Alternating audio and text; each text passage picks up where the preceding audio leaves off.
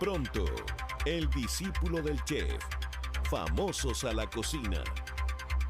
Presentan Chilevisión Noticias.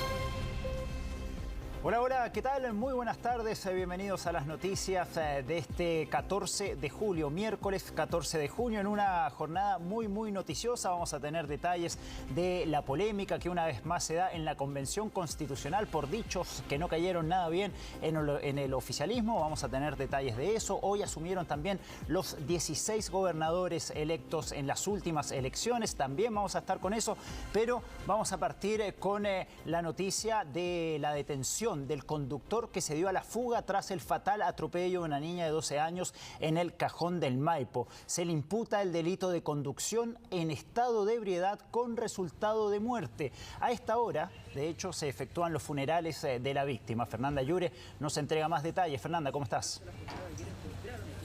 Hola Roberto, muy buenas tardes. Claro, es una comunidad completa que se despide de la pequeña Amanda de tan solo 12 años que perdió la vida el pasado domingo atropellada por un conductor que presumiblemente se encontraba en estado de ebriedad. El pasado domingo la familia de esta pequeña había hecho el llamado a toda la comunidad para que buscaran a esta persona. Se creía, ellos pensaban que era un vecino del sector, habían visto el vehículo que pasó por ese momento a bastante velocidad, por lo que se había hecho este llamado a todos los vecinos para que contribuyeran en la búsqueda del autor de este delito. Afortunadamente lo encontraron, ayer fue detenido durante la tarde y ahora estamos a pocos minutos de que comience la audiencia de control de detención y posterior formalización por el delito de conducción en estado de ebriedad con resultado de muerte y también de lesiones, porque recordemos, esta niña iba acompañada de su hermano de 14 años y también de la pareja de uno de sus tíos. En estos momentos nosotros nos encontramos en las cercanías del cementerio en la comuna de San José de Maipo. Se realizó una ceremonia bastante emotiva, llegó una cantidad importante de gente, vecinos, familiares, todos pidiendo justicia por la pequeña Amanda. Escuchemos también lo que señalaron ayer Carabineros y también la Fiscalía minutos después de la detención de este sujeto que hasta ahora es indicado como el presunto autor de su muerte. La detención de un hombre adulto al cual se le imputa el delito de conducción en estado de ebriedad con resultado de muerte en el accidente de tránsito ocurrido el día domingo recién pasado en la comuna de San José de Maipo, en el cual falleció una menor de 12 años. En estos momentos este individuo se encuentra en calidad de imputado. Al imputado detenido por el delito de conducción en estado de ebriedad con resultado de muerte a una menor de 12 años, hecho ocurrido este fin de semana en la comuna de San José de Maipo. Imputado que luego de atropellar a la víctima y a otras 2 personas se dio a la fuga del lugar sin prestarles auxilio ni dar cuenta a la autoridad. La detención se logró gracias a la declaración de testigos de las víctimas. Una tragedia que ha sido también bastante cuestionada considerando que la comuna se encuentra en fase 2, que el fin de semana se encontraba en cuarentena. Sin embargo, la cantidad de gente en las calles, también los vehículos que circulaban en ese momento era bastante, eran muchas personas, y esta situación es algo recurrente, algo que cuestionan también los vecinos, y es por ello que todos ellos protestaron también posterior al fallecimiento de la pequeña debido a que llega una cantidad importante de turistas y por supuesto también a la conducción de esta persona que no solo conducía en estado de ebriedad, sino que también lo hacía a una velocidad impactante, se dio a la fuga, y es por ello que su papá, también su familia, habían hecho este llamado a todos los vecinos, a todas las personas que manejaran algún tipo de antecedente e información respecto a qué había sucedido con este conductor que se había dado la fuga. Habían algunas cámaras de seguridad que lograron detectar cuál era el vehículo, y es por ello que empezó toda una búsqueda en la que participaron tanto la familia como algunos de los vecinos y conocidos de la pequeña Amanda, buscando y encontrando finalmente el vehículo. La persona que fue detenida había declarado como testigo, había entregado también su vehículo para que se realizaran los peritajes correspondientes, y es allí donde, según algunos testigos y también según los primeros antecedentes, se detectó que habían algunas latas de cerveza y también habían algunos objetos que confirmaban que este vehículo estaba efectivamente implicado en el accidente. A partir de ello, entonces, se inició la búsqueda de esta persona y finalmente fue detenido. Escuchemos las palabras del padre de Amanda que conversó con nosotros. Tuvimos la oportunidad de escuchar sus declaraciones después del funeral. Escuchemos. Sabemos que estaba en estado etílico, sabemos que arrancó como una verdadera rata, sabemos que se escondió, que después salió como que nada, se le dio la oportunidad de entregarse, no se entregó. Lo único que le pido a los jueces es que por esta vez hagan justicia. Cientos de personas, más de 150 vehículos acompañaron la caravana, sin contar toda la gente que estaba en el camino, sin contar toda la gente que llegó a la compañía, sin contar toda la gente que en el camino me tocaba la bocina, que me decía fuerza papito. Mi corazón está destrozado, pero cada rabia, pena y todo lo que yo siento, voy a guiarlo para que esto se haga justicia. Llegó bastante gente a esta ceremonia y es que los vecinos y toda la comunidad están molestos. Es una situación irregular que sucedió el día domingo. Esta pequeña se encontraba en un cruce peatonal cruzando como se debía cuando este vehículo la impacta a alta velocidad, se da la fuga y no presta la ayuda correspondiente, que es algo que se debe hacer frente a este tipo de situaciones, y es por ello que tanto el lunes como todos los días que han seguido se hizo una protesta, se hizo una manifestación debido a la gran cantidad de gente que llega normalmente al cajón del Maipo, pese a lo que yo les comentaba, las fases de cuarentena. Por ejemplo, el fin de semana cuando ocurrieron estos hechos, una situación bastante grave, cantidad de gente importante que llega también de turistas y que no debiesen estar en este sector durante esos días. Es una situación irregular, como yo les decía, y es por ello que esta ceremonia fue bastante emotiva. Llegó una cantidad de gente importante pese a las restricciones sanitarias. Esta calle donde nosotros nos encontramos, que está cerca del cementerio, se encontraba repleta de gente con distintas muestras de apoyo, distintas muestras de cariño. Nosotros también tuvimos la oportunidad de conversar con algunos familiares de la pequeña Amanda, otras personas que también estaban bastante dolidas y que nos contaron cómo también ellos ayudaron a encontrar a esta persona que ahora es indicado como el autor de su fallecimiento. Escuchemos. Queremos justicia para ella, ¿no? Es lo único que pedimos en este momento. Y para todos los niños que desgraciadamente no respetan esto. Feliz. El vehículo lo encontramos nosotros con, mis dos sobrinos, mi pareja, que fue la otra que atropellaron, y yo. Lo encontramos los cuatro. Y la verdad es que antes de llamar a Carabineros nosotros tomamos fotos y adentro del vehículo habían bastantes latas de cerveza, habían huevos, habían bastante... Así que no creo que sea difícil. Hay evidencia como para decir que el tipo sí andaba bajo los efectos de la droga y el alcohol. Porque no solo era alcohol, era droga. Se supone que cuando uno tiene un accidente, por así decirlo, uno tiene que... Bueno, obviamente si tenés miedo, por último, entrégate en la comisaría si es que no te detuviste, por lo mínimo. Pero el tipo ni siquiera eso. Conducción en estado de ebriedad con resultado de muerte y lesiones es entonces el delito que se le imputa a esta persona indicada como el presunto autor de su fallecimiento. Estamos a pocos minutos de que comience tanto el control de detención como la formalización de este sujeto y nos vamos a quedar atentos entonces a qué ocurra con ese tema, Robert. Fernanda, no sé si pudiste hablar con los familiares respecto a esta conducción en estado de ebriedad. Claro, se encontraron latas de cerveza, por ejemplo, en el auto y uno presume que esta persona podría haber estado en estado de ebriedad al momento del accidente.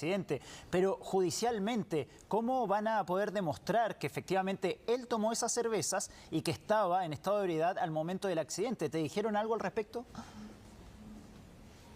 Es algo bastante confuso debido a que no se realizó la alcoholemia respectiva, por supuesto, debido a que esta persona se dio a la fuga, por lo que se está intentando contar con testigos, con personas que hayan encontrado a esta persona. Se dice que se vio a este sujeto comprar estas botellas, estas latas de cerveza que comentábamos hace unos momentos, por lo que la entrevista que le hagan a esos testigos va a ser clave también para poder determinar la responsabilidad de este conductor. Claro, pero el dato, la prueba concreta, el dato judicial que va a servir para esta causa, de cuántos gramos o grados de alcohol tenía él en sangre al momento del accidente, va a ser muy difícil comprobarla en estos momentos porque, claro, a él lo detienen 2 días después de este accidente, cuando ya el alcohol en sangre se diluye por completo. Gracias, Fernanda. En cualquier momento volvemos contigo. Yo les cuento ahora que hoy asumieron los 16 gobernadores elegidos en los últimos comicios. Las autoridades desempeñarán sus funciones hasta el año 2025. Reemplazan así a los intendentes, que en su mayoría continuarán, pero como delegados presidenciales. Consuelo Aguilera nos tiene todos los detalles. Consu.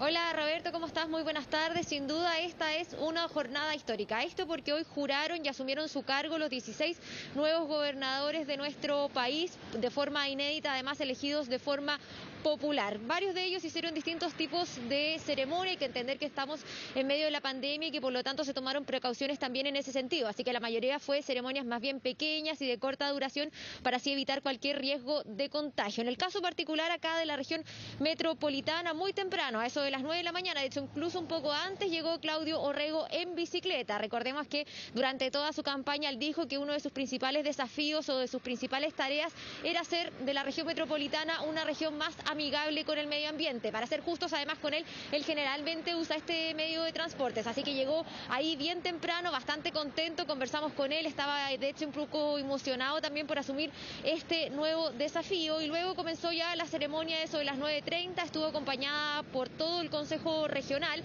Hay que recordar también que ahora los gobernadores asumen la presidencia del Consejo Regional y también estuvo acompañado por Felipe Guevara, ex intendente, ahora delegado presidencial. Recordemos que los gobernadores reemplazan al intendente y finalmente el delegado va a estar encargado mayoritariamente de los temas que tienen que ver con la seguridad y el orden público. Se notó un buen clima entre ellos, se saludaron, compartieron ahí un momento, ambos también hicieron una especie de balance de lo que fue la gestión justamente también de Felipe Guevara. En lo que respecta a Claudio Orrego, también aprovechó de hacer un discurso donde detalló cuáles van a ser sus prioridades, las mismas que había señalado en la campaña, una región ampliamente amigable con el medio ambiente, escuchar a las personas que se han sentido excluidas, un trabajo en la calle y de hecho hoy tiene contempladas ya actividades en 3 comunas de la región metropolitana y va a estar visitando Estación Central, San Ramón y Lo Barnechea, comunas muy diversas también decía el nuevo gobernador de la región metropolitana, para estar conversando con los vecinos y con los alcaldes para conocer finalmente las principales necesidades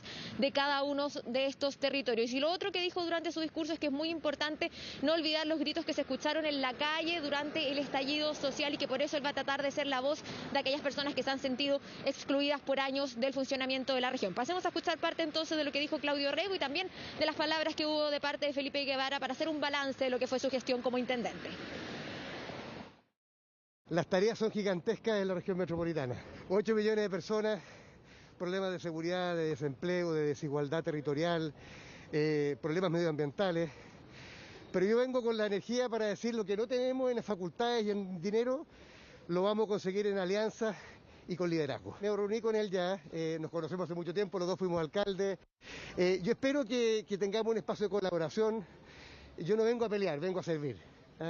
Y espero que eso también se entienda. Ahora, lo que yo le pido también a él es que reconozca que hoy día hay una nueva autoridad máxima de la región que fue elegida por la gente.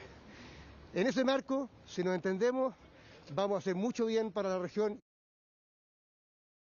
Las atribuciones sean modestas todavía. Esto es un proceso que se inicia y yo espero que el gobernador Orrego con el Consejo Regional puedan ir solicitando más atribuciones. Esa es la idea. Es como de mal gusto, creo yo, en un momento de pandemia, de crisis, de personas que tanto apoyo necesitan, estar discutiendo quién se queda con una oficina más, una oficina menos. Yo creo que no es una sana discusión. Aquí el Consejo Regional Metropolitano ha hecho una inversión de 600 millones de pesos para poder habilitar dependencias para el nuevo gobernador, para sus asesores y también para el Consejo Regional. Tomando en cuenta este último punto que mencionaba Felipe Guevara, tiene relación con una especie de conflicto que se ha dado con algunos gobernadores que señalan que ellos debiesen usar la oficina que hoy corresponde a la intendencia. De hecho, Claudio Orrego es uno de los 4 gobernadores que no va a estar compartiendo oficina con el ahora delegado presidencial. De hecho, a él le corresponde hacer uso de la oficina que está ubicada en calle Bandera y no de la intendencia que está a un costado de la Moneda. Dijo que por ahora él no se iba a detener en esa pelea pequeña, pero sí hay otros de los gobernadores que han manifestado su molestia respecto a eso. Y en esa misma línea, de hecho, ya hay un proyecto en el Congreso Nacional presentado precisamente por la presidenta del Senado que busca que finalmente se le entregue las oficinas de la Intendencia Metropolitana a los actuales gobernadores para que puedan hacer uso también de ellas, ya que cuentan quizás con mayor tecnología, con mejor infraestructura también, según lo que han detallado justamente los mismos gobernadores. Conversamos también con otros de los que asumieron su cargo durante esta jornada. De hecho, por ejemplo, en Antofagasta y en Arica También ellos señalaban que las principales preocupaciones van a estar puestas estos primeros meses en lo que tiene relación con la reactivación económica y también con un foco en la salud. Particularmente señalaban que, por ejemplo, en disminuir las listas de espera, en sin duda combatir la pandemia y después ya preocuparse del tema que tiene relación con la recuperación de los empleos. Y también conversamos con el gobernador ahora de la región de Valparaíso, quien nuevamente reiteró esta molestia por este decreto que había enviado inicialmente el gobierno, donde se recortaba el presupuesto correspondiente a las gobernaciones, un decreto al cual después se echó pie atrás, pero él aún mantiene que fue algo como un sabotaje, por decirlo de alguna forma, por parte del gobierno. Pasemos a revisar entonces lo que pudimos conversar con ellos. Quien gana no es una figura unipersonal, ni mucho menos. Gana el colectivo, gana el movimiento social, ganan las y los que luchan aquí en Valparaíso, pero también en Viña del Mar, también en Concón, también en Limache, y todos han sido testigos de cómo el gobierno de Piñera ha saboteado el proceso constituyente y también ha saboteado el proceso de descentralización. Hasta hace pocos días atrás, reduciendo el presupuesto del gobernador regional para impedirle dirigir esta región, y logramos mantener esos recursos en nuestros territorios.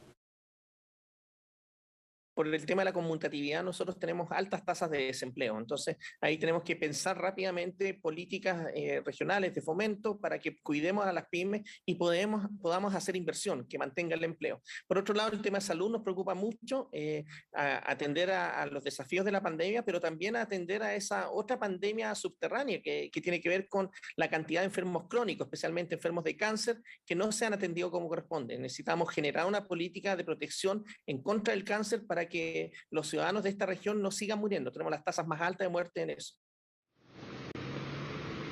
Hay entonces parte de las prioridades del gobernador de Antofagasta y también la molestia o las críticas al gobierno por parte del gobernador de la región de Valparaíso. Pero lo cierto es que en general durante toda esta jornada y en estas ceremonias lo que hicieron principalmente los nuevos gobernadores fue dar a conocer cuáles son sus prioridades y dónde van a estar finalmente centrando el trabajo, al menos en estas primeras semanas. Le consultamos también al ministro vocero de gobierno, Jaime Belolio, respecto a estas críticas que habían surgido desde algunos sectores, no solamente por este recorte del presupuesto, sino que también por el uso de las oficinas. Lo que decía finalmente el vocero es que no es el momento quizás de tener ese tipo de discusiones, que entiende quizás la molestia que puedan generar, pero que hoy la atención debe estar puesta en que finalmente las regiones, todas las regiones de nuestro país tienen una autoridad máxima electa por la ciudadanía, que va a poder también trabajar y discutir todos los temas que tengan relación con los territorios para seguir avanzando en la descentralización, que también es una de las prioridades para el gobierno, según detallaba el ministro. De todas formas, escuchemos lo que dijo.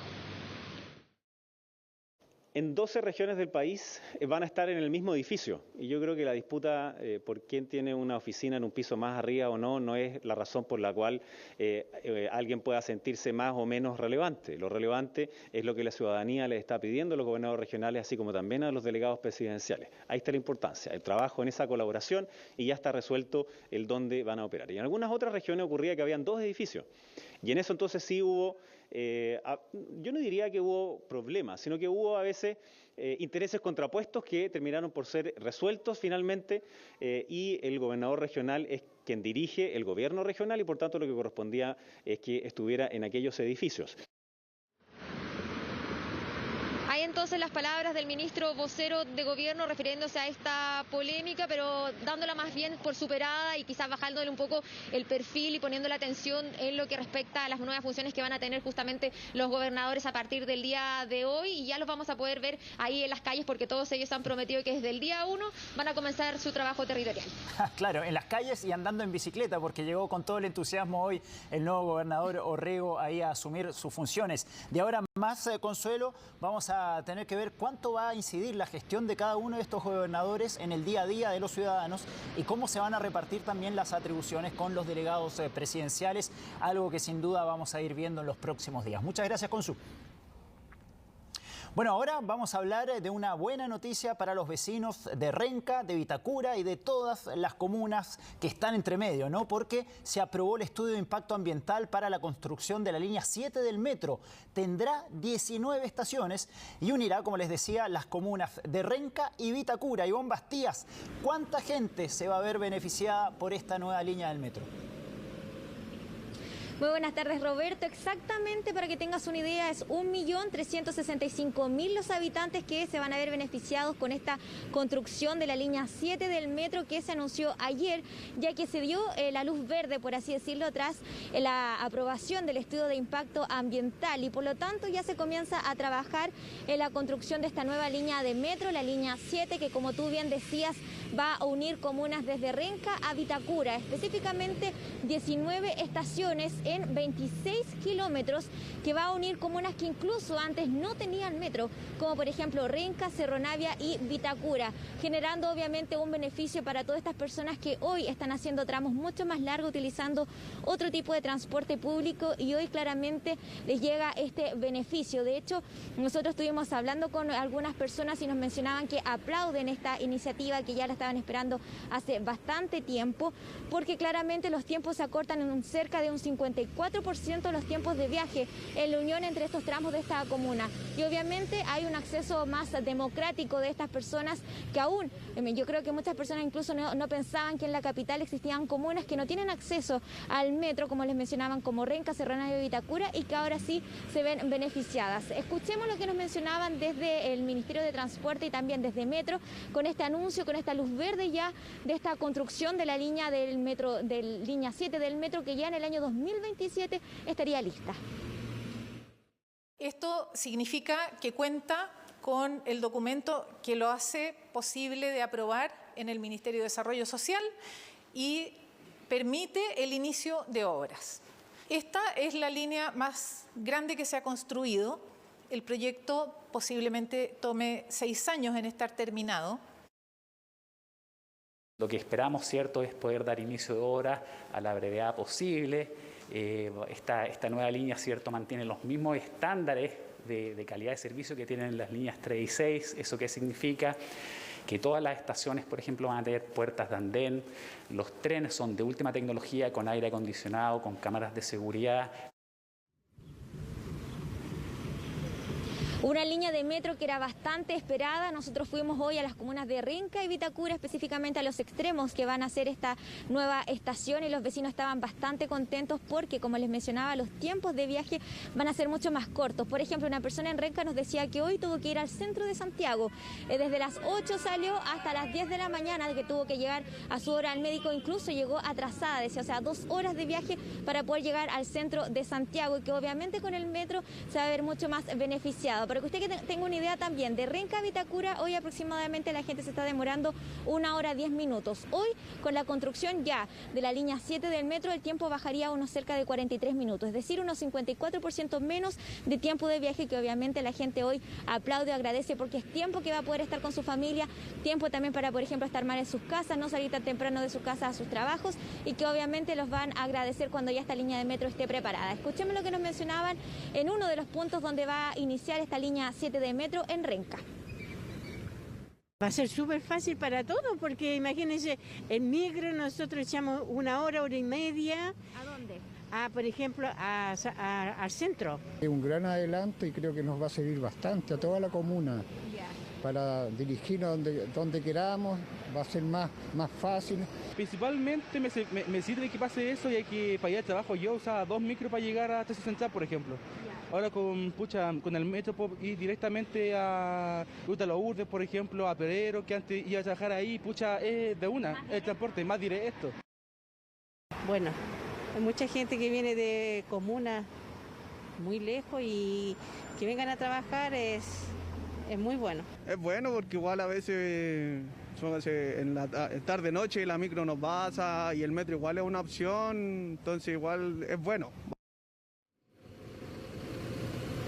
Beneficio entonces para estas personas que van a poder utilizar esta línea metro en la línea 7, que sería en Renca, en Cerro Navia, en Quinta Normal, en Providencia, en Las Condes y en Vitacura, que son las comunas que están implicadas en este tramo de la línea 7, que son aproximadamente 26 kilómetros. Y también donde fuimos a preguntar fue en la comuna de Vitacura, donde la gente también nos decía que agradecen esta nueva línea de metro, porque ellos también, por ejemplo, para ir al centro de Santiago hacen aproximadamente transbordo de 2 micros, lo que les genera también mucho tiempo sobre la micro, pero no solamente eso, sino que también a la espera de que llegue el transporte público, que hoy, por ejemplo, con un día tan frío, obviamente nadie quiere estar esperando más de media hora para que llegue una micro y llegar a sus casas. Escuchemos lo que nos mencionaban en Vitacura.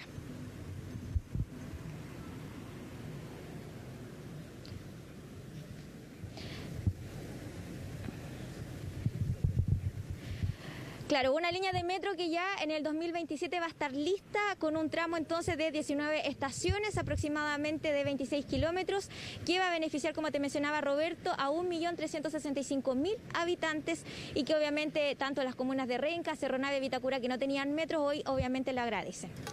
Ivonne, me parece haber escuchado que se van a demorar 6 años, ¿no? Hasta el 2027 dijiste que van a durar los trabajos de esta nueva línea del metro, ¿no? Sí, 2027. Hasta ese año hay que esperar entonces para que los vecinos de estas comunas puedan ya acceder y obviamente ya se están comenzando los trabajos de la construcción de esta línea 7. Bien, Ivonne, muchas gracias por traernos esta buena noticia para los vecinos de Renca, Vitacura y todas las comunas que unen estas dos zonas de Santiago, siendo una gran cantidad de personas que se van a ver beneficiadas de aquí a 6 años más de esta nueva línea del metro. Muchas gracias, Ivonne. Yo les cuento ahora que un fatal accidente ocurrió en la región del Biobío durante la noche de este martes. En la ruta 160 que conecta la comuna de Lota con la provincia de Arauco, la carga de un camión que transportaba madera se soltó y cayó sobre un vehículo que circulaba por la pista. Al menos 2 personas resultaron fallecidas, mientras que, según información preliminar, son 6 los heridos, quienes fueron trasladados al hospital de Lota. Las autoridades correspondientes ya se encuentran realizando la investigación de lo sucedido. Tuvimos el accidente, ¿cierto?, donde se vio involucrado un camión mayor con transporte de rollizos de madera, en donde afectó directamente, producto de la caída de su carga, a otros móviles involucrados, en donde en 2 de esos móviles se contabilizó un total de 6 personas afectadas, ¿cierto?, en donde se involucra también ahí un menor de edad que fue derivado a la asistencia pública. Y desde un tercer móvil involucrado, en el momento, en el lugar, permanecen 2 fallecidos. Carabineros concurre al sector cortando momentáneamente el tránsito. El fiscal de turno dispone que CIAT de Carabineros investigue las circunstancias de este accidente, siendo derivadas las 6 personas con lesiones al hospital de la comuna de Lota.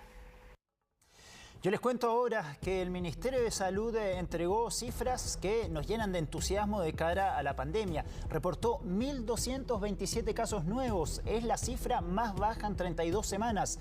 Y también se registraron lamentablemente 33 muertes asociadas al COVID-19. Según el informe emitido por la entidad, hay 13.403 contagios activos a nivel nacional, la cifra más baja desde el 23 de diciembre del año pasado. En la región de Aysén hubo un solo caso nuevo reportado. En Magallanes, en tanto, se detectó a 6 personas contagiadas en el último día. Sí, tan solo 6 personas. Se realizaron también 32.010 exámenes PCR y de antígenos en las últimas 24 horas, los cuales arrojaron una positividad del 3.58% a nivel nacional y un 3% en la capital. Esta diferencia llama la atención, ¿no? Porque por lo general la positividad en la región metropolitana es más alta que el nivel nacional, pero esta vez esta estadística cambió. Respecto a la red asistencial, hay 2.241 pacientes internados en la UCI, de los cuales un 80% se encuentra conectado a ventilación mecánica. Existen 398 camas críticas disponibles, casi 400 camas disponibles en una red asistencial que tiene un 91% de ocupación. Y presten atención a las siguientes palabras. Me parece conveniente que ellos también sufran un poquitito lo que nosotros los chilenos hemos sufrido desde el estallido social: persecución, violencia y represión en las calles. Fueron palabras del convencional Jorge Baradit, que sacaron ronchas en el oficialismo, y tanto así que hoy el mismo Baradit tuvo que salir a disculparse. Bueno, Josefina de la Fuente, por lo visto, amigable está ahí el ambiente en la Convención Constitucional por estos días, y tú nos cuentas los detalles de cómo se ha dado esta jornada, sobre todo teniendo en cuenta estas polémicas palabras. Sí, ¿cómo está Roberto? Muy buenas tardes. Efectivamente estamos ahora en hora de receso, los convencionales ya están almorzando y se terminó la sesión de la mañana donde se trataron temas más bien logísticos y de la creación de 3 nuevas comisiones. Pero uno de los temas, tú bien lo mencionabas, que fue protagonista de la jornada, fueron unas controversiales declaraciones que dio ayer el convencional Jorge Baradit. Y para los que recién se conectan con este episodio y esta polémica, les cuento que el día de ayer uno de los convencionales de Renovación Nacional, Luciano Silva, narró en la comisión cómo había sido atacado durante el fin de semana por algunos encapuchados, dijo él. A continuación, entonces, la presidenta de la convención, Elisa Aloncón, condenó todo tipo de violencia, dijo que de hecho ella también había sido víctima de violencia y que se tenía que trabajar para que no se incrementara esta violencia. Recordemos también que aquí, afuera del ex Congreso Nacional, un convencional de Renovación Nacional, Ruggero Cozzi, también había sido atacado por algunos manifestantes. Y en la tarde, posterior de ese episodio, entonces, es que Jorge Baradit dice que le parece que está bien o que le parece conveniente que algunas personas también sufran lo que han sufrido varios chilenos, esto en el contexto de, por ejemplo, represión o otro tipo de violencia que dicen ellos han vivido en el contexto del estallido social. Escuchemos primero esas declaraciones de Jorge Baradit y después comentamos las reacciones que se generaron por estas polémicas palabras. Bueno, me parece que es condenable. Lo que sí me parece maravilloso, no me parece maravilloso. Me parece conveniente que ellos ahora también sufran un poquitito lo que nosotros los chilenos hemos sufrido desde el estallido social. Persecución, violencia, represión en las calles, que ellos le tomen un poquitito el gustito no me parece tan malo. Bueno, son declaraciones graves, pero no sorprenden. Es lo que ha sido consecuente Baradit hace mucho tiempo. Lo que es grave es que haya constituyentes que respalden o validen que a otros, por pensar distinto, se les ejerza violencia, funa o agresión. A mí me parece que él se sanciona solo al decir una opinión como esa, en que claramente genera un rechazo bastante transversal. Bueno, yo creo que aquí lo fundamental es que si se quiere hacer una constitución en que los derechos, las opiniones de todos sean respetadas, tiene que darse garantía para que las distintas ideas se puedan expresar con seguridad. Y hubo varios sectores que condenaron las palabras de Jorge Baradit, en particular convencionales del Frente Amplio y también del colectivo socialista. Recordemos que Baradit es parte de este colectivo y ellos decían que condenan la violencia, venga de donde venga. Así también lo manifestó el convencional Fernando Atria. Escuchemos estas declaraciones de condena a la violencia a propósito de las palabras de Baradit. Me parecen totalmente desafortunadas esas declaraciones. Creo que son un error. Creo que en fin, o sea, ¿qué más le puedo decir? Yo creo que no corresponde esas declaraciones. Creo que esas agresiones o esas funas en la calle a constituyentes son un problema para el proceso constituyente. Creo que es fundamental llamar a la gente que eso en ningún sentido ayuda. Y ojalá entonces no ocurran, y cada vez que ocurran hay que decir, no, eso no es aceptable, no puede ser parte del proceso constituyente. Bien, todas esas reacciones que estuvimos escuchando la dieron las convencionales durante la mañana, pero después en la sesión, Jorge Baradit fue interpelado por una convencional, Ruth Hurtado, y ahí por esas palabras de violencia, decía ella. Y entonces ahí se le da el derecho a réplica dentro de la sesión a Jorge Baradit, y es ahí cuando pide disculpas. Dicen que las palabras que le dijo ayer a la prensa no lo representan y que fueron un exabrupto, que él ha sido víctima de violencia política y que no se lo desea a nadie, y que de hecho le fue a pedir disculpas al convencional Luciano Silva. Después de que él pidió perdón, entonces es donde el plenario lo aplaude. Escuchemos las palabras que dijo Jorge Baradit, también la respuesta que dio el vocero de gobierno, Jaime Belolio, porque no solamente fue tema aquí en la Convención Constitucional, sino que también en el Palacio de la Moneda. Las palabras que emití ayer frente a la prensa no me representan, no es la defensa. Yo soy y fui víctima de violencia del Estado, de la violencia política, y no se la deseo en realidad a nadie. Fue un exabrupto, hablé con Luciano Silva, le pedí mis disculpas, él las aceptó, le ofrezco también mis disculpas a la mesa por los problemas que le pudo haber ocasionado, y al menos yo, y espero que Luciano también, demos por cerrado esta situación.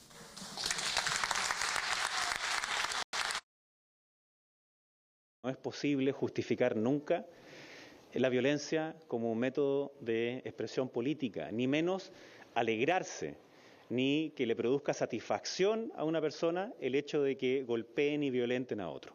ese tipo de expresiones no pueden ser parte de una convención, no pueden ser parte de la democracia. Así que qué bueno que haya pedido las disculpas. Ahora yo creo que es importante que no solamente las diga en palabras, sino que también en acciones, porque sabemos del historial, que en esas acciones lamentablemente no se condicen con esas disculpas. Pero esperamos que esta vez entonces sí ocurra aquello, que sea una disculpa sincera.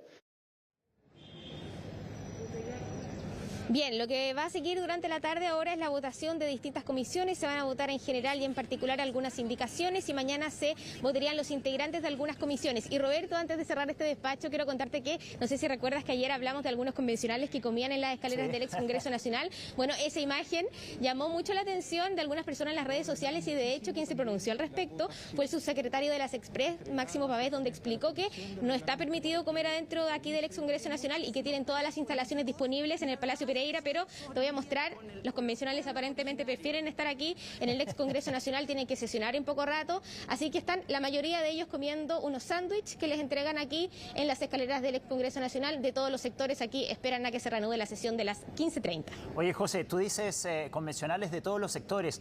Finalmente, ¿existe interacción entre los convencionales de distintos sectores? ¿Se han hecho amigos? ¿Hablan o cada sector ahí come cada uno separado, cada uno por su cuenta? Mira, en general hay grupos bien marcados, están los de Chile Vamos que se juntan con ellos mismos, mira, de hecho están en las imágenes, ahí vemos a Luis Mayol, está Raúl Celis, hay otros que son más transversales, por ejemplo, por decirte un ejemplo, Rodrigo Logan conversa con más de un sector, el Frente Amplio en general se junta, almuerzan entre ellos, pero ya se está dando un poco más de interacción, eso sí, de hecho cuando salieron de la sesión vimos que Teresa Marinovich estaba conversando con Jorge Baradit, así que hay más integración, se están conociendo más, van a trabajar en grupo, así que la idea es que ya se puedan dialogar en distintos sectores para poder trabajar en conjunto.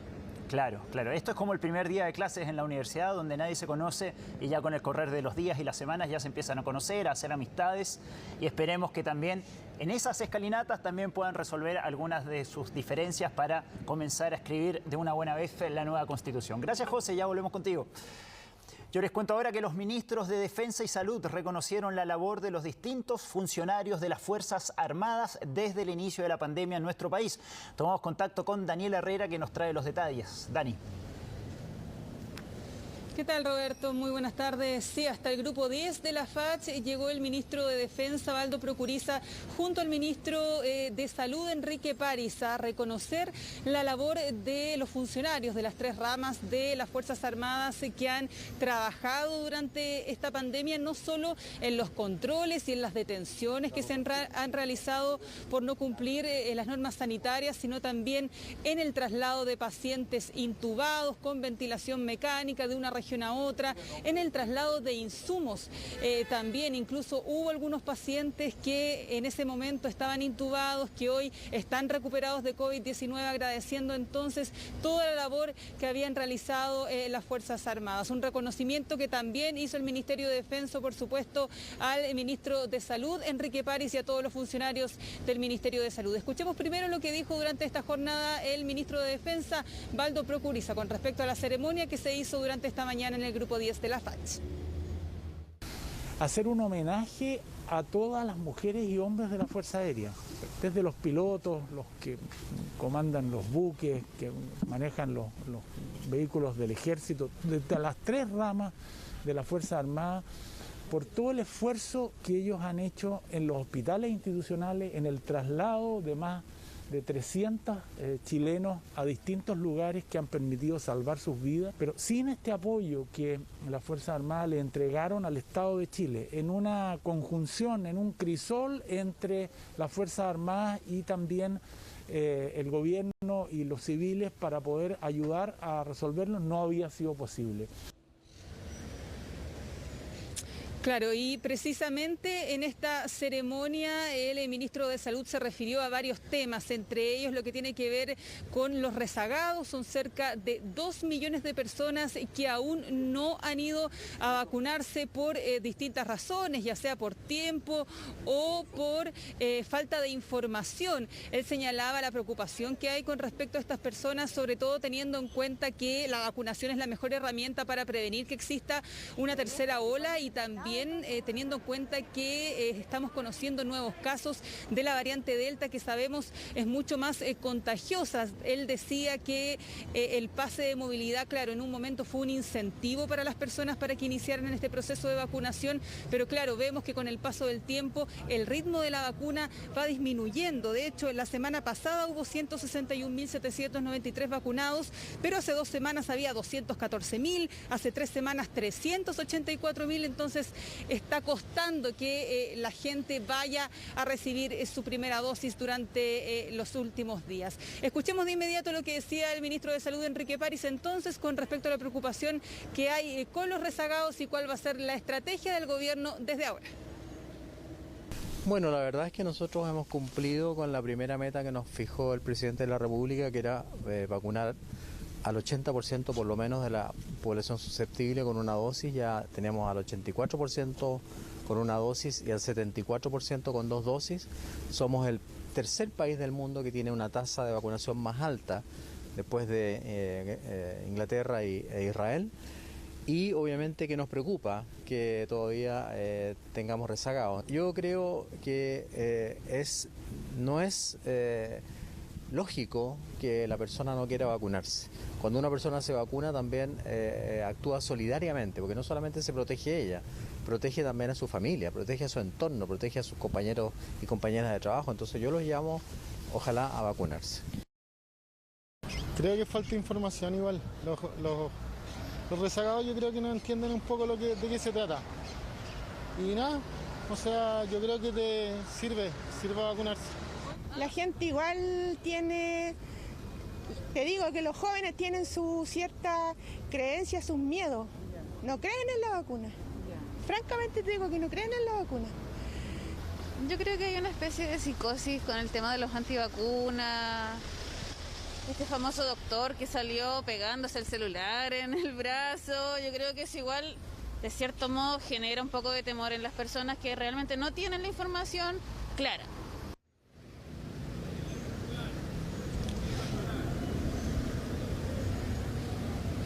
Claro, ahí muchas personas, todas vacunadas, por cierto, nos dijeron, claro, señalaban que en general los jóvenes eran los más reacios a la vacuna, teniendo en cuenta la gran cantidad de información que hay en redes sociales. Una mamá también nos decía que le está costando que sus hijos también vayan a vacunarse por lo mismo, así que claro, hay bastante preocupación con respecto a estos cerca de 2 millones de personas que todavía no van por su primera dosis, Roberto. Dani, hay que recordar que a partir de mañana comienza a regir el nuevo paso a paso. Es decir, por ejemplo, en las comunas en fase 2 podrá haber un aforo de 10 personas, siempre y cuando estén todos vacunados. Y en las comunas en fase 3 podrá haber un aforo de 20 personas, siempre y cuando estén todos vacunados. Así que yo creo que ahí también va a haber un remesón importante para quienes aún no se vacunan, vayan a vacunarse, porque se van a dar cuenta que van a quedar fuera de varias reuniones sociales, porque el aforo disminuye a la mitad cuando existe una persona que no esté vacunada. Así que me imagino que a partir de mañana varias de estas cifras podrían empezar a cambiar y esperemos que sea así para que la gente finalmente vaya a vacunarse. Dani, muchas gracias. Y vamos ahora al terminal de buses, porque las autoridades anunciaron que 200.000 autos van a salir de la capital este fin de semana y yo no entiendo nada, Carola, porque el domingo hay elecciones. Es decir, o esta gente tomó el recaudo de viajar con tiempo para volver a votar el domingo, cosa que no creo que vaya a pasar, o definitivamente no están ni ahí con las elecciones y deciden tomarse el fin de semana largo y también aprovechar las vacaciones de invierno de los más jóvenes. Carola. ¿Cómo estás, Roberto? Buenas tardes. Lo más probable es que no vayan a votar y miren, el movimiento que hay hasta ahora aquí en el Terminal Santiago, en la comuna de Estación Central, que es uno de los 4 que está ubicado en este sector y es el que por lejos concentra por lo general la mayor cantidad de gente. Claro, mira, estas personas que viajan, la mayoría, por no decir la totalidad, lo hace por vacaciones. Hemos estado conversando con varios de ellos, pero hoy, por ejemplo, no se produce la situación que se genera el viernes o el jueves en esta semana, porque es un fin de semana largo, que las personas que trabajan en otras ciudades ya retornan a su domicilio por el fin de semana para descansar. Vemos que la gente anda con maletas, hay muchos niños también, estamos en medio de las vacaciones de invierno, así es que, claro, solo para el fin de semana pasado se estimaba que 100.000 personas iban a salir solamente por este terminal. Hay que sumar todas las que han viajado estos días y además Carabineros hacía una proyección para este fin de semana largo de viernes, sábado y domingo, que más de 100.000 personas iban a salir otra vez desde Santiago con motivo, principalmente, como lo decíamos, de las vacaciones de invierno. La fila larguísima, según lo que hemos podido ver durante esta jornada, se da la vuelta por todo el interior del terminal, sale a la calle que da uno de los accesos y da la vuelta incluso a la Alameda. Nosotros conversamos allí con algunas personas que nos decían que tenían temor, por ejemplo, de perder su pasaje, otras que por el contrario decían que bueno que llegamos antes con la debida antelación para que en el fondo no tengamos el problema de que producto de hacer esta tremenda fila, cuando ya nos toque pasar el control sanitario, el bus se haya ido. Así es que hay que también replicar el llamado que hicieron las autoridades la semana pasada, específicamente la jefa de fiscalización del Ministerio de Transportes, quien dijo que al menos producto de esta contingencia que estamos viendo acá, los pasajeros debieran llegar con 1 hora de anticipación para poder hacer todos los trámites de rigor. Hay que recordar que además hay personas todavía que no tienen claros los papeles que tienen que presentar en este control que se van a encontrar acá y por el que van a tener que pasar sí o sí. Por lo tanto, surgen algunas dudas, tienen que salir de la fila, hacer, por ejemplo, el pasaporte sanitario que se puede hacer a través de la página www.c19.cl. Hay otros que se dan cuenta que necesitan otro permiso que no tienen. Entonces, claro, todo eso va demorando y hace que la espera sea más larga. Escuchemos parte de lo que conversamos con las personas que estaban al final de la fila, unas que se sorprendieron incluso porque pensaron que iba a haber gente, pero no tanta.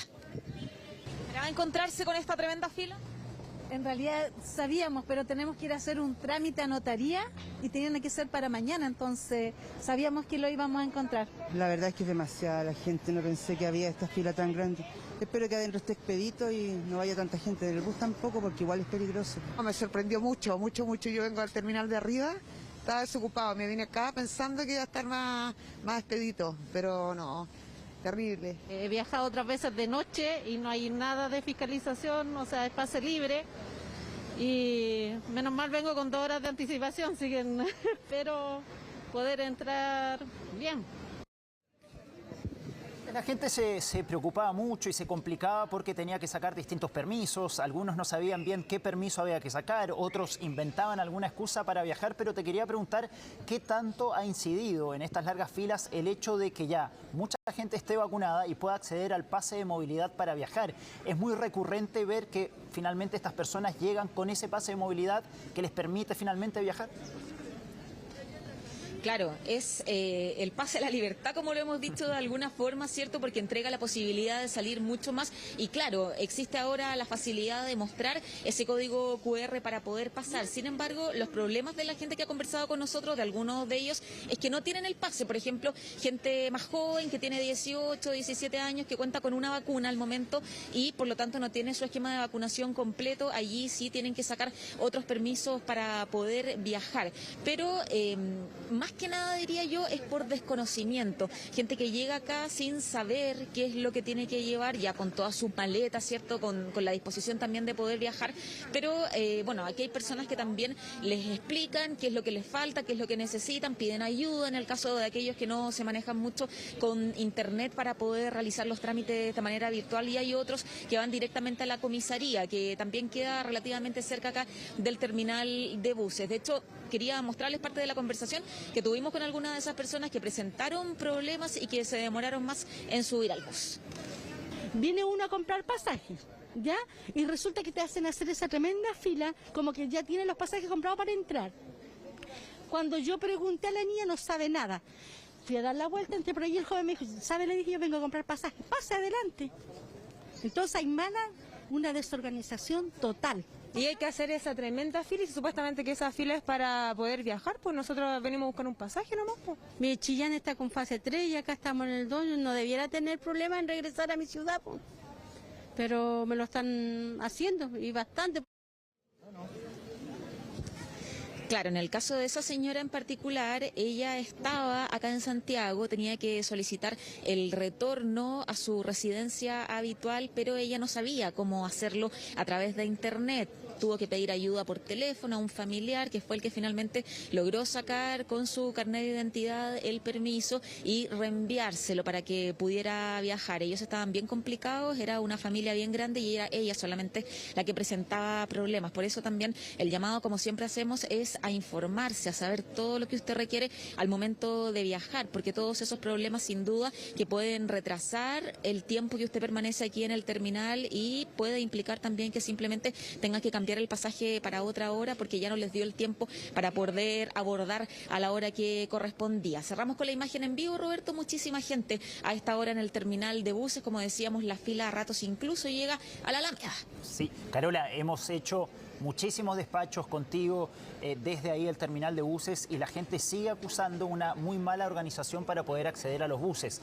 ¿Tú encuentras que algo ha cambiado en la organización en el terminal o sigue todo exactamente igual a algunos meses atrás cuando ya se producían estas aglomeraciones? Mira, personalmente, por lo que hemos visto en todas esas oportunidades que tú mencionas, yo no creo que haya un desorden de parte de los fiscalizadores, que son del Ministerio de Salud, Carabineros y también personal militar. Lo que pasa es que de pronto el trámite acá es muy lento, precisamente por lo que te decía, que la gente no tiene claro lo que tiene que mostrar. A veces se forman discusiones y eso claramente genera que el tiempo que la gente demora acá sea mayor al habitual. Otra cosa es que mucha gente hace esta fila larga que estamos viendo acá para comprar pasajes, que era lo que escuchábamos también en alguna de las declaraciones, pero los pasajes no se compran aquí, se compran en otra fila que es mucho más corta que esta. La gente que está en esta cola es para viajar, ellos ya tienen su pasaje comprado, tienen su boleto y es para viajar, así es que bueno, hay que preguntar bien y hacer la fila que corresponde también para no perder tiempo. Claro, y como decían ahí, la recomendación, llegar con 2 horas de anticipación para poder finalmente subirse al bus y poder viajar a algún rincón de Chile. Muchas gracias, Carola. Yo les cuento ahora que una masiva clonación de tarjetas bancarias puso en alerta a las autoridades. Son todas de un mismo banco y utilizadas en una misma bencinera. Se trataría de una intervención de la máquina pagadora. Son varios los clientes que desde este lunes hacen fila en el Banco Estado de la localidad del Monte por la misma razón. No se trata de un trámite bancario o el cobro de un bono. Esta vez vienen a avisar que al parecer fueron víctimas de la clonación de sus tarjetas, la mayoría cuentas RUT. 200.000 pesos en un giro, 200.000 pesos en una transferencia y 200.000 pesos en una compra. Ahí el banco les enviaba un correo que les bloqueaban las cuentas. Que yo vine al cajero a sacar el saldo que me quedaba y ya no estaba ya, el viernes no estaba la plata. ¿Y cuánta plata era la que...? 100.000 pesos. Tras salir de vacaciones el pasado viernes, Jocelyn se encontró con una amarga sorpresa minutos después de recibir el abono de los 400.000 pesos que le correspondían del IFE. Claro, me había llegado, en eso recibo una notificación a mi correo de Banco Estado que se había realizado una transferencia y reviso y me pareció algo extraño sobre la misma. Llamo al banco. Mientras llama al banco, otra sorpresa. Se habían realizado 2 movimientos más. El primero, una transferencia por 200.000 pesos. El segundo, un giro también por 200.000. Y el tercero, una compra en Falabella por el mismo monto. En total, 600.000 pesos. El día miércoles yo pasé en la mañana a echar benzina y el joven me dice, oye, hay problemas con la máquina y me hace pasar 3 veces la tarjeta. Yo no me di cuenta en realidad en ese momento hasta el día viernes cuando sucede esto. En la tarde yo me acerco a la bencinera, de hecho fui la primera en llegar. Aquí están clonando las tarjetas. Más personas llegaron a reclamar por lo mismo. Mabel llegó con su esposo, quien recibió una alerta del banco advirtiendo que habían efectuado una transferencia, un giro y una compra en el Mall Plaza Vespucio. Todo por 900.000 pesos. Fuimos allá a pedir cámaras, qué sé yo, y bueno, ellos dijeron que le habían robado las máquinas, en verdad. Tras ver las cámaras de la bencinera Shell, constataron que fueron varias veces las que intentó pagar sin resultados y por eso terminó entregando dinero en efectivo. Cambiaron la máquina. ¿Cuándo les cambiaron la máquina? Lo dejaron la máquina mala y dejaron la buena. Ahí empezó el problema. Fin de semana se acercaron cerca de 10 clientes por una supuesta clonación de tarjeta. Inmediatamente y en forma preventiva activamos los protocolos de emergencia. informando a Transban de lo sucedido. Mabel terminó haciendo la denuncia a la subcomisaría, donde habían alrededor de 60 afectados. Todas las tarjetas eran con banda. Bueno, nosotros vamos a evaluar qué es lo que corresponde, si acciones legales en contra de la estación de servicio, en contra del banco, en contra de quien resulte responsable. Desde el Banco Estado aseguran que para evitar la clonación de tarjetas es conveniente cambiar las que cuentan con banda magnética a las con chip. Si fuiste víctima de clonación de tarjeta, recuerda que debes hacer la denuncia y que estás cubierto por la ley de fraude. A Jocelyn le dijeron que debía esperar 5 días hábiles para la devolución de su dinero, acogiéndose a la ley de fraude. Pero hoy, al igual que varios de los afectados, recibió un correo de la institución bancaria. Hoy día me llegó un correo que dice que no se acoge a la ley de fraude porque supuestamente las compras se realizaron, las transacciones se realizaron con un documento que está bajo mi custodia, o sea, con mi tarjeta.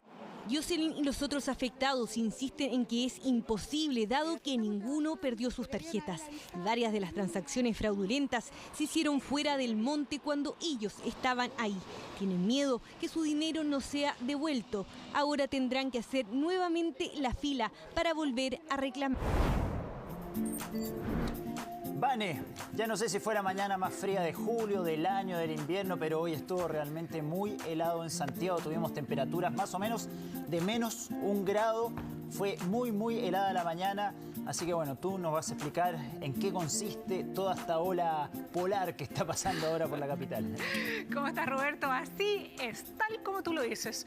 Hoy Santiago sumó su 5ª helada del año con menos 0,9 grados de mínima en quinta normal. Hubo sectores en que incluso el frío fue aún más extremo. Por ejemplo, en Pudahuel con 3,2 grados bajo cero. La mínima más baja de la región metropolitana se marcó en Huechuna y en Tiltil con menos 4,7 grados. Acá con ustedes está la imagen del satélite que evidencia el dominio de las altas presiones, también las típicas nieblas en los valles centrales. Solo caen lloviznas y chubascos en sectores de los lagos y Magallanes.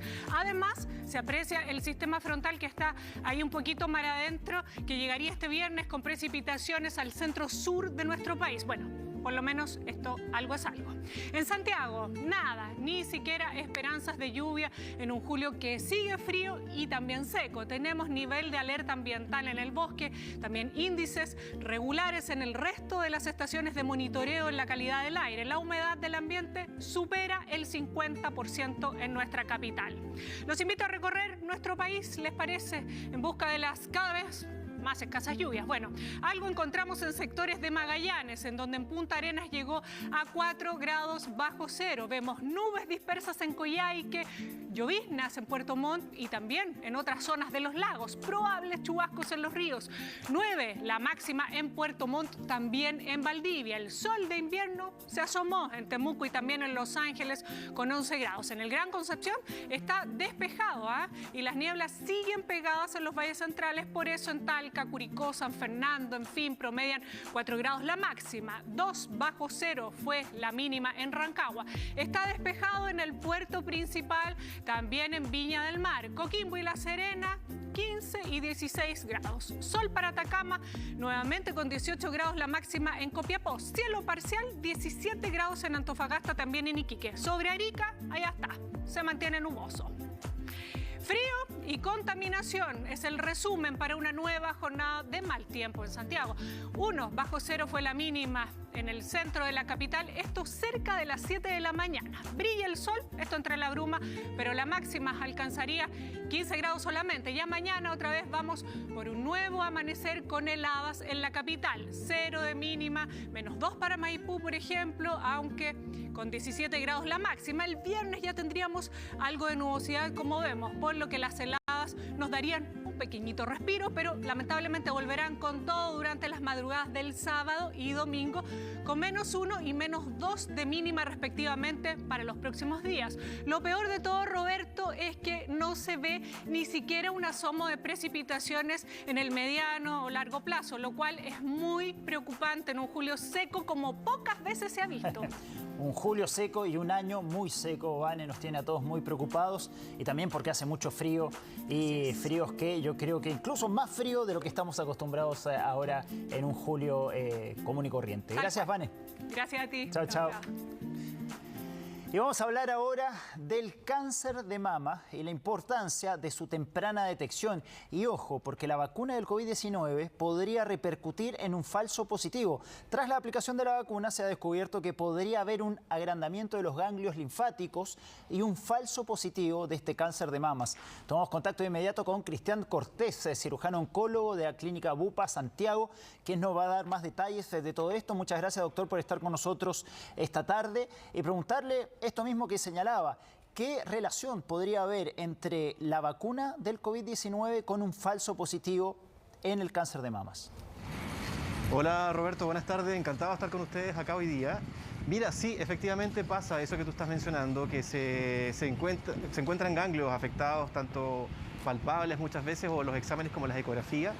Pero fíjate que actualmente tenemos la suficiente tecnología como para, por ejemplo, poder distinguir cuando uno de estos ganglios está inflamado por la vacuna o por algún proceso inflamatorio y no por un cáncer. Así que es poco probable que efectivamente un paciente termine biopsiándose pensando que tiene un cáncer cuando al fin y al cabo no lo es. Puede existir, por supuesto, no lo descarto al 100%, pero están las tecnologías y las formas de poder distinguir ambas situaciones. Doctor, bueno, hay que dejar en claro que para que la gente lo entienda bien, la gente que nos está viendo ahora, que la vacuna del COVID-19 no produce de ninguna forma el cáncer, sino que podría provocar determinados síntomas que engañan finalmente a la detección del cáncer, pero no hay ninguna relación entonces entre el cáncer y la vacuna del COVID-19, eso para que lo dejemos en claro. Doctor, ¿cuál es la recomendación entonces para quienes se vacunan? ¿Hay que dejar pasar un tiempo entre la vacuna del COVID-19 y un examen de cáncer de mama o es recomendable poder hacerlo lo antes posible? ¿Qué recomienda usted? Mira, en realidad las políticas de detección temprana del cáncer de mama no deberían afectarse por el proceso de vacunación. O sea, afortunadamente ahora, como ya estamos con una disminución de la cantidad de casos, deberíamos retomar absolutamente los pacientes en general, todos sus procesos de exámenes destinados a la detección temprana del cáncer. Hay que acordarse también que uno con estos exámenes no previene la aparición del cáncer, sino el objetivo es detectarlo precozmente. Por lo tanto, no existe una política de espera, por así decirlo, después de un proceso de vacunación y la toma de los exámenes. En cuanto se pueda, que se haga. Y aprovechando este momento en que se puede hacer y es bastante seguro hacerlo. Claro, es decir, la mujer que, por ejemplo, se vacuna hoy contra el COVID-19 puede ir perfectamente mañana a realizarse este examen sin problemas. Sin ningún problema, a menos que se sienta un poco mal, depende del tipo de vacuna que tenga, por supuesto, claro. pero la verdad, desde el punto de vista de imágenes o de exámenes, no hay alteración. Doctor, durante esta pandemia y las dificultades que hay, por ejemplo, en asistir a ciertos centros hospitalarios, ¿ha habido una disminución en las mujeres que acuden hasta las clínicas u hospitales para realizarse el examen de cáncer de mama? Absolutamente, lo estamos viendo desde el año pasado, con más intensidad el año pasado que este año, obviamente, pero sí, ha habido una baja asistencia de pacientes para este tipo de exámenes preventivos. Lo hemos hablado con los radiólogos, lo hemos hablado con otros especialistas también de otras áreas y la percepción es transversal. Y teniendo en cuenta que ahora los casos de COVID-19 han disminuido en nuestro país, ¿hay plena disponibilidad en las clínicas, en los hospitales para realizar estos exámenes o todavía hay listas de espera o todavía existen dificultades para poder realizarse este examen? No, la realización de exámenes en sí no está afectada. La oportunidad de atención se mantiene más o menos igual que antes. Quizás pueden haber todavía algunas limitantes en cuanto a la resolución una vez del paciente ya diagnosticado con un cáncer, en cuanto a la posibilidad de tener una cama para hospitalizarlo y tratarlo. Pero en principio los exámenes de detección son ambulatorios, no requieren de camas y por lo tanto no están afectadas las oportunidades de atención en ese aspecto. ¿Han visto ustedes un aumento en el cáncer de mama en tiempos de pandemia? Lo digo sobre todo porque usted señalaba recién la importancia de acudir a tiempo a realizarse este examen. Puede pasar que si la persona no va a tiempo o si una gran cantidad de personas no va a tiempo a realizarse este examen, después las cifras de cáncer de mama aumenten. ¿Han podido ver algo de eso durante esta pandemia o no han reportado un aumento significativo en estos casos?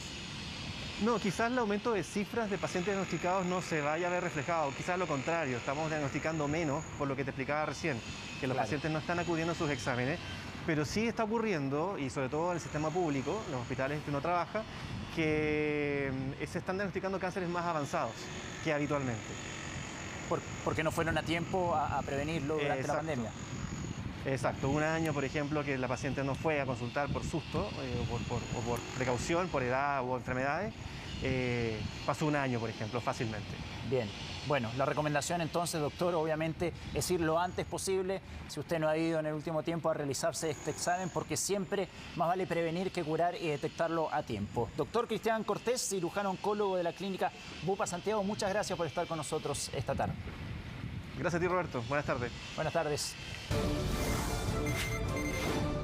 Y vamos a tomar contacto ahora con Patricio Angulo porque nos llega información desde la autopista Vespucio Sur en el sector de Maipú, donde se produjo un gran accidente y donde habría hasta ahora varias pistas cortadas. Pato Angulo nos trae todos los detalles. Pato.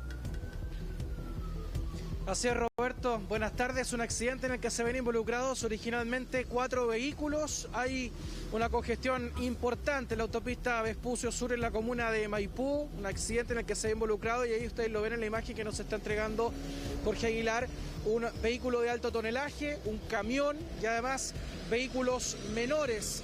Preliminarmente se habla de una persona que ha resultado lesionada y este camión, tanto el camión como también el acoplado, han quedado justo en medio de esta autopista, en medio de los dos sentidos del tránsito. Por lo tanto, esto es lo que ha generado además complicaciones a esta hora, puesto que hay 2 de las 3 pistas de circulación que están completamente obstruidas, bloqueadas, por una parte debido a esta emergencia, también para poder sacar uno de estos vehículos que todavía se encuentra en medio de las calzadas. Ahí ustedes ven uno de estos vehículos menores que también se han visto involucrados en este accidente. Todavía no se ha entregado información sobre la manera, cómo ocurre este accidente, este siniestro hace algunos minutos y que ha dejado a una persona lesionada. Se hablaba de 4 vehículos que habían protagonizado este accidente de tránsito. De momento se ven ya solamente uno de estos vehículos, el vehículo menor, y además este camión que ustedes están viendo,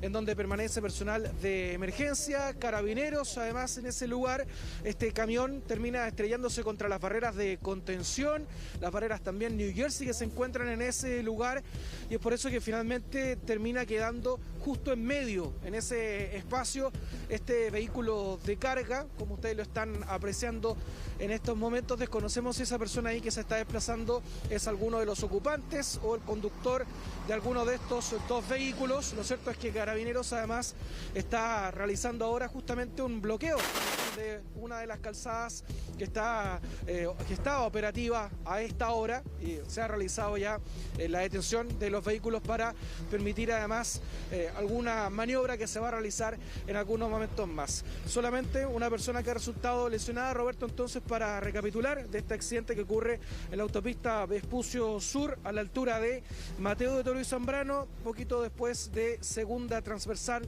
en la comuna de Maipú, y que esto está generando además un importante atochamiento en esta autopista en dirección al oriente. Eso mismo te quería preguntar, Pato, sobre este atochamiento. ¿Qué tan largo es el taco que se formó ahí en la zona y cuántas pistas están cortadas ahí en Vespucio?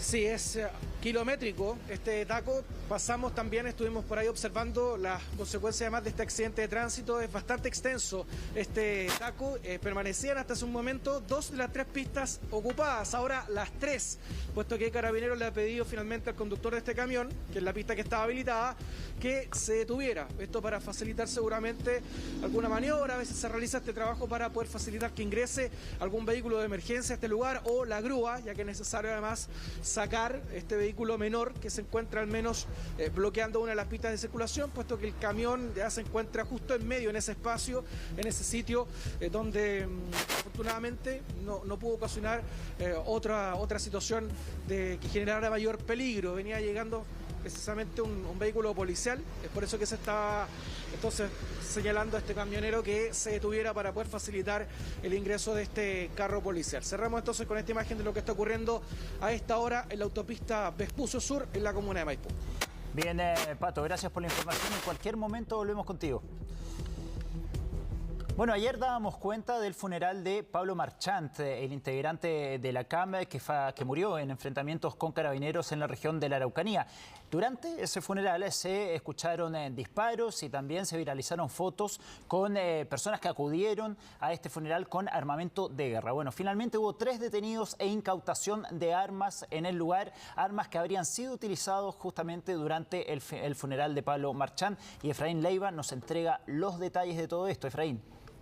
¿Qué tal, Roberto? Sí, 3 personas detenidas, 2 de ellos que finalmente enfrentarán a la justicia durante este miércoles, 2 hombres, uno de 18 años y el otro un adolescente de 17. En cuanto a los 3 detenidos, también había una mujer, que finalmente fue dejada en libertad por parte de la Fiscalía esperando citación a declarar. Sin embargo, en esta detención que se da tras una persecución policial a eso de las 7:20 de la tarde de este martes en la región de la Araucanía, todo cuando personal de Carabineros se percata de un vehículo con encargo por robo, una camioneta de marca Mazda que estaba en la plaza de armas de Victoria. Inmediatamente intentan hacer un control policial, sin embargo los ocupantes de este vehículo se dan a la fuga. Ahí se inicia una persecución, lo indicábamos, que se da por la ruta 5 Sur, la que se extendió por las comunas de Victoria y Ercilla, donde finalmente en las inmediaciones de este lugar fueron detenidas estas 3 personas. Se incautó una pistola de 9 milímetros y también 50 municiones de distintos calibres, lo que sí es parte del peritaje por parte de Carabineros de tratar de determinar si efectivamente esta arma y esta munición también fueron utilizados en los disparos que hubo, lo decías tú, en el funeral de Pablo Marchant durante este martes. Es materia de investigación por ahora. Lo cierto es que personal de Carabineros en estas mismas labores de tratar de controlar estos hechos de violencia se percatan de la existencia del tránsito de este vehículo con encargo por robo. Finalmente está esta persecución, se detienen a estas 3 personas y se logra incautar este armamento. Lo cierto es que existía preocupación por parte del gobierno y también de las policías por lo que estaba ocurriendo en la región de la Araucanía. Lo indicábamos sobre todo por los hechos que se vivieron tanto en el velorio como en el funeral de Pablo Marchant. Todo esto con personas portando armamento de grueso calibre, incluso armamento automático, que fue utilizado precisamente en la despedida de este joven comunero perteneciente a la coordinadora Arauco Mayeco. Vamos a escuchar de hecho un ambiente de lo vivido en el funeral de Pablo Marchant cuando algunos de estos encapuchados percutaron estas armas de fuego con disparos al aire en esta despedida.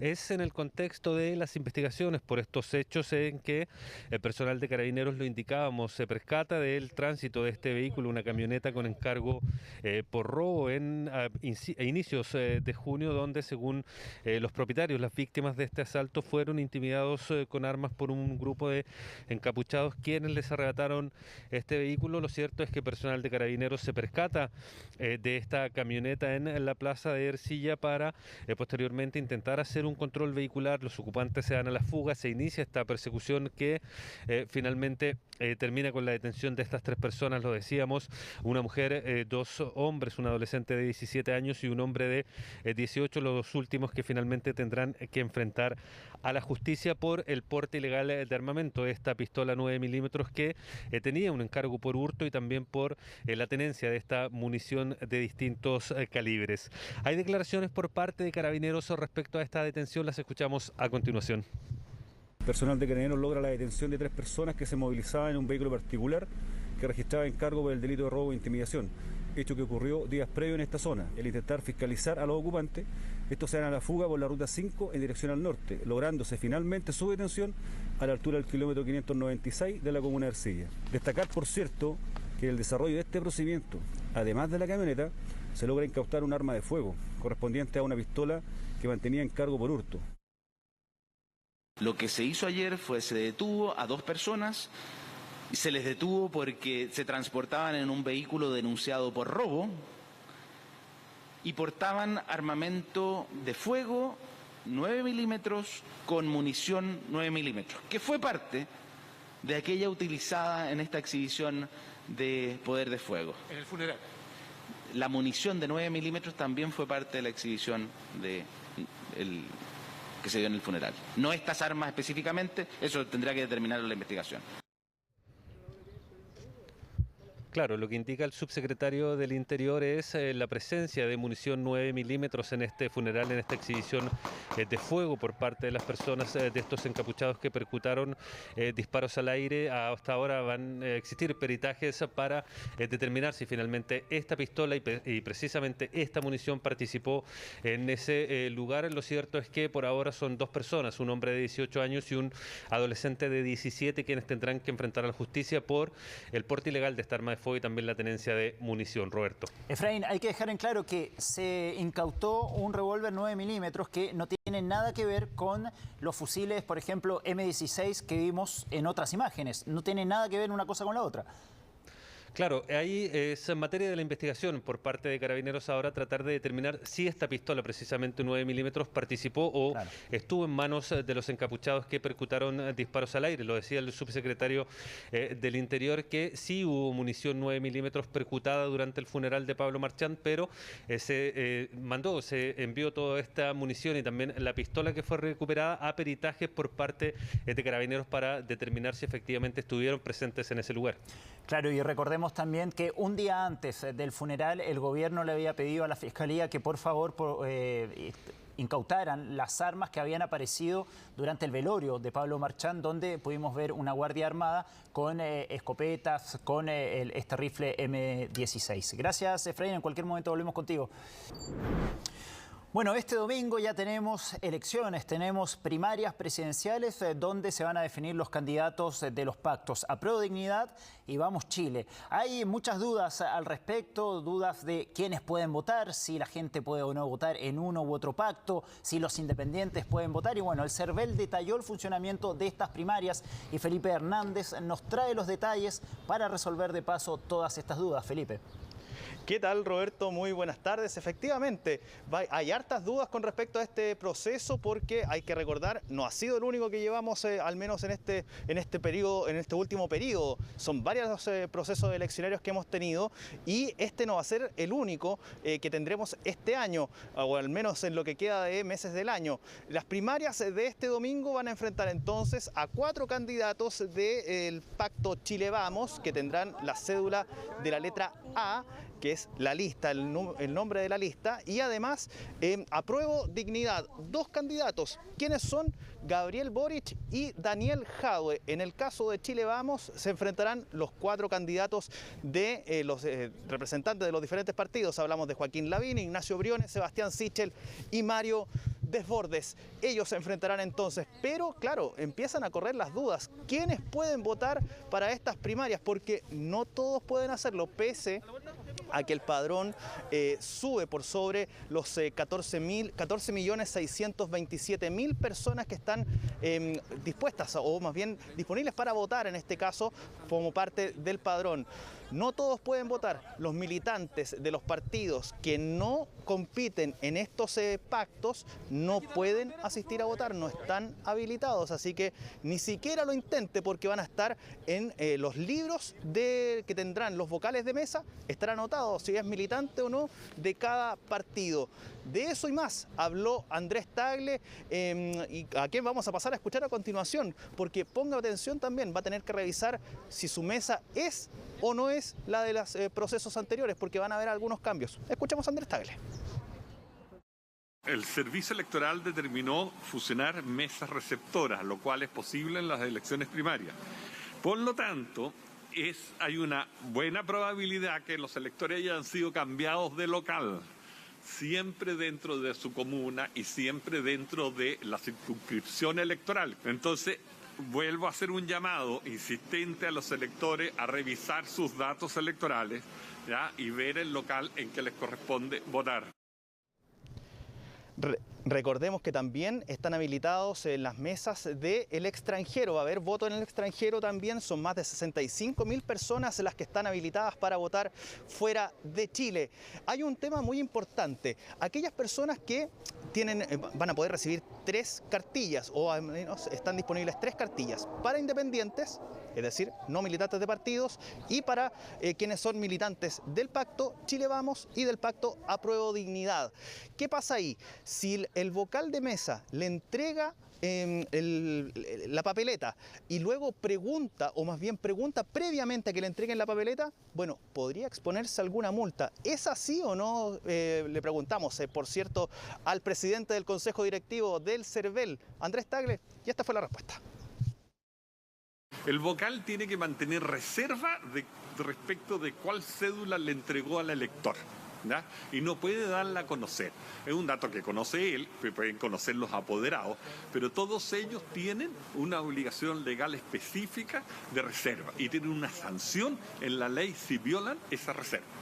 Ahora, quien esté de lejos mirando una mesa no puede identificar qué voto recibió, porque en el fondo son, como te dije, del mismo tamaño y del mismo color.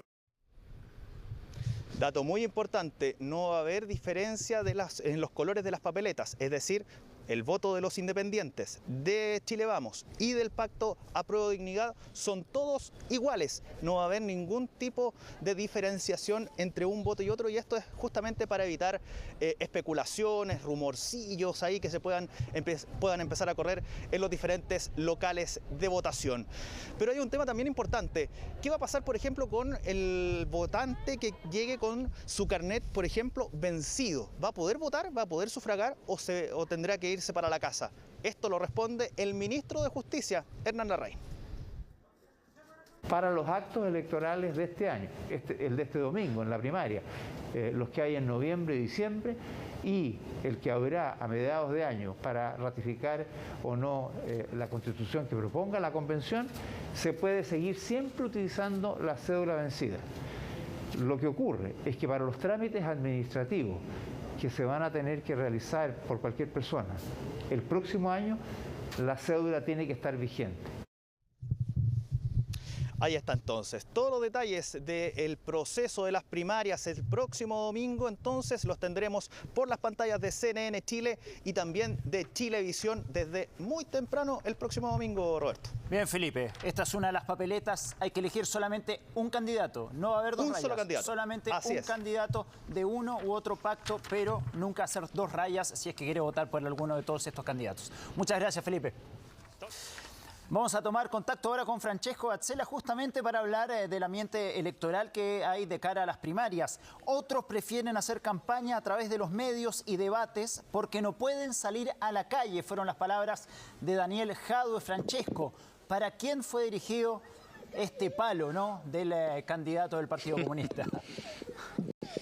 ¿Qué tal, Roberto? Sí, hay que decirlo como tú lo dices, es un palo no menor. Ahora, durante la mañana, Daniel Jadue dijo que no tenía que ver derechamente con su primaria, sino más bien con la de al frente, que reiteradamente no pueden ir a los territorios, en opinión de Daniel Jadue. De hecho, le insistimos, si tenía algo que ver con Gabriel Boric y otros frente amplistas que han recibido algunos momentos incómodos en la calle, particularmente ayer, por ejemplo, George Jackson en Plaza de Armas, pero dijo que durante la mañana, no hacia ayer, que no tenía que ver con el Frente Amplio. Pero eso no quiere decir que esta primaria no esté en un momento de dificultad en términos de la alianza que pretenden proyectar, porque evidentemente, y lo hemos dicho durante estos días, el pacto de no agresión entre los candidatos se acabó más en uno que en el otro, y eso es lo que queremos puntualizar en este despacho, porque acabamos de estar con Gabriel Boric acá en la comuna de Lampa, y el diputado no quiso, no lo decía de esta forma, pero uno lo entiende, ¿no? Puede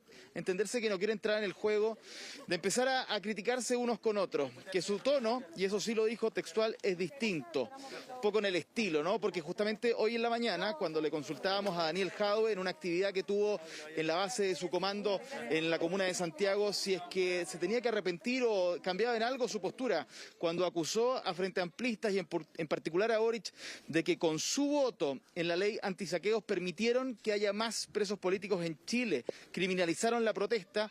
Bueno, hoy Jadwe no solamente lo reiteró, sino que dijo que los que se tienen que arrepentir son justamente los del frente, indicando nuevamente la candidatura de Gabriel Boric. Este último no quiso entrar en el juego. Primero aclaró qué pasa con la ley y dice que ellos votaron en contra de todos los artículos que finalmente pueden provocar eso. Y segundo, que en su estilo esta tiene que ser una campaña distinta porque el domingo uno de ellos tiene que seguir en competencia y con el apoyo de todos. Veamos esa diferencia en este cara a cara en las siguientes declaraciones. La verdad que a mí me ha llamado la atención la capacidad de algunos de andar pontificando y diciéndole a todo el mundo que otros se tienen que arrepentir. Aquí hay un hecho absolutamente objetivo. En nuestro país hay una ley que criminaliza la protesta social y hay quienes le abrieron la puerta a esa criminalización de la protesta social. Y eso es un hecho objetivo que yo no sé si los que le abrieron la puerta ya lo dijeron, se arrepintieron. No anden buscando quienes se arrepientan, porque efectivamente aquí no hay arrepentimiento. Compañeros de fórmula están haciendo caricaturas de nuestro programa, de nuestra candidatura, que ellos son los que convocan, los dialogantes, nosotros no.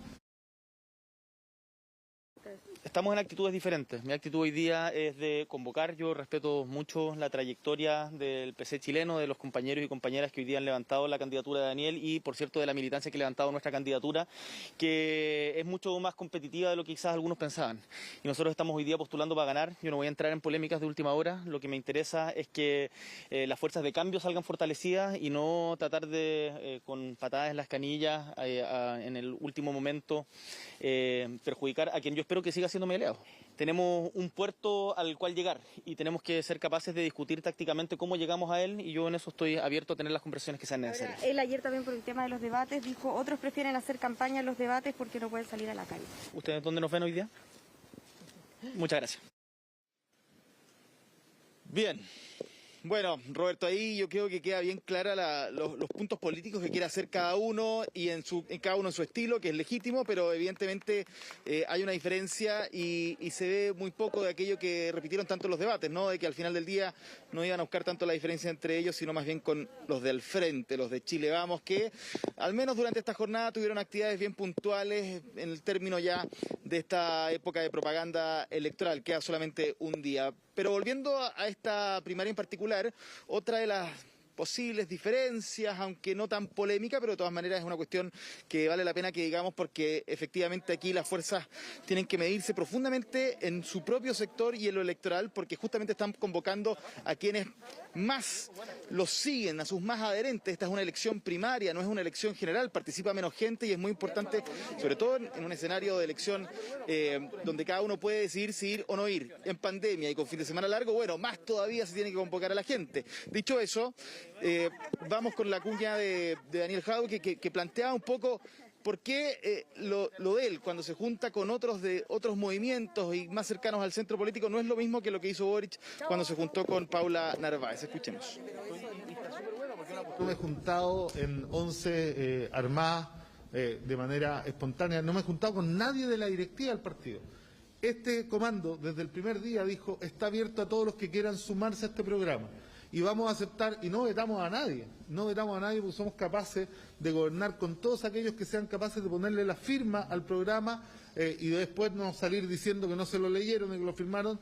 Y esta casa va a seguir siendo abierta para todos y todas aquellos que quieran formar parte de este gobierno, ¿no?, que vamos a tener para transformar Chile. No es una contradicción.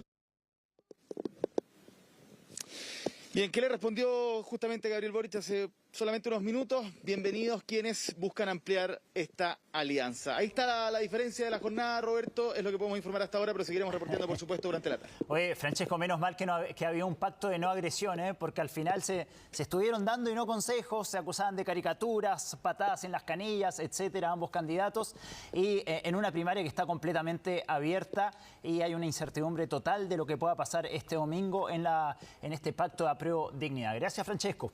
De salud. Ya son las 3:30, nosotros así llegamos al final de las noticias. Muchísimas gracias por informarse con nosotros y por supuesto que tengan muy buenas tardes. Chau, chau.